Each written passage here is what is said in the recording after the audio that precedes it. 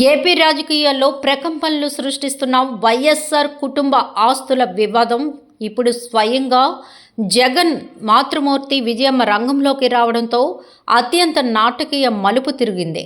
తన కుమారుడు జగన్మోహన్ రెడ్డిపై కుమార్తె షర్మిల పక్షాన నిలబడుతూ ఆమె విడుదల చేసిన అడ్వకేట్ నోటరీ వైసీపీ శ్రేణుల్లోనే కాకుండా రెండు రాష్ట్రాల రాజకీయాల్లో పెను సంచలనంగా మారింది.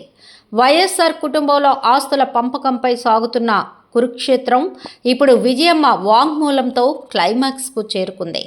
నేషనల్ కంపెనీ లా ట్రిబ్యునల్లో అన్నా చెల్లెళ్ల సవాలుగా సాగుతున్న ఈ వివాదంలో విజయమ్మ విడుదల చేసిన అడ్వకేట్ నోట్ సంచలన విషయాలు బయటపడ్డాయి. తన కొడుకు జగన్ తన మేనల్లుడు మేనకోడలికి అన్యాయం చేశాడని, వైఎస్ఆర్ బతికున్నప్పుడు ఉన్న ఆస్తులన్నీ కుటుంబ ఆస్తులేనని ఆమె కుండ బద్దలు కొట్టారు.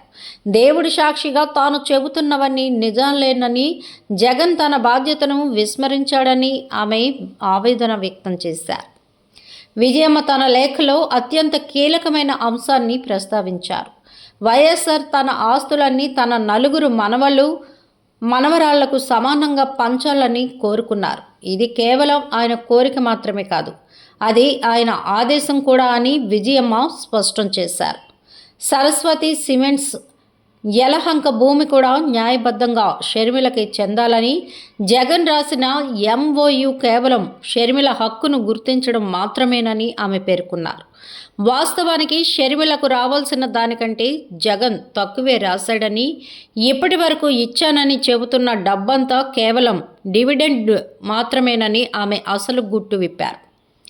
జగన్ తన మేనల్లుడు మేనకోడలికి తీవ్ర అన్యాయం చేశాడని విజయమ్మ నేరుగా ఆరోపించడం ఇప్పుడు చర్చనీయాంశంగా మారింది. నిజం ఏమిటో ఆ దేవుడికి తెలుసు, నా కొడుక్కి కూడా తెలుసు. ఇప్పటికే జగన్ మనసు మార్చుకొని తన తోబుట్టువు పిల్లలకు న్యాయం చేస్తాడని ఒక తల్లిగా ఆశిస్తున్నానంటూ ఆమె చేసిన వ్యాఖ్యలు అత్యంత భావోద్వేగంగా సాగాయి. ఆస్తుల పంపకం అసలు జరగలేదని, వైఎస్ఆర్ మరణించే వరకు ఉన్న ఆస్తులన్నీ అందరికీ సమానంగా దక్కాల్సినవేనని ఆమె వాదించడం ద్వారా జగన్ వాదనలోని డొల్లతనం ఆమె బయటపెట్టారు.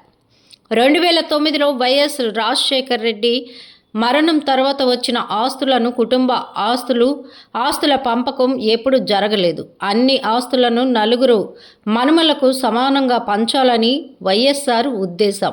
ఇది ఆయన ఆశయం కూడా. దగ్గర వాళ్ళందరికీ తెలిసిన వాస్తవం ఇది. ఎంఓయూలో షర్మిలకు రాసిన ప్రతి ఆస్తి న్యాయంగా ఆమెకు చెందాల్సినవే. అందుకే జగన్ ఎంఓయూ రాశాడు. సరస్వతి సిమెంట్తో సహా ఎంఓయూలో లేని యలహంక ల్యాండ్ కూడా షర్మిలదే అని చెబుతున్న డబ్బు షర్మిల వాటాకు ఇచ్చిన డివిడెండ్ మాత్రమే. ఆస్తుల విషయంలో జగన్ తన మేనల్లుడికి మేనకోడలికి ఇప్పటి వరకు అన్యాయం చేశాడు. ఎప్పటికైనా న్యాయం చేస్తాడని తన తల్లిగా ఆశిస్తున్నాను. ఆస్తుల పంపకం అనేది జరగలేదు.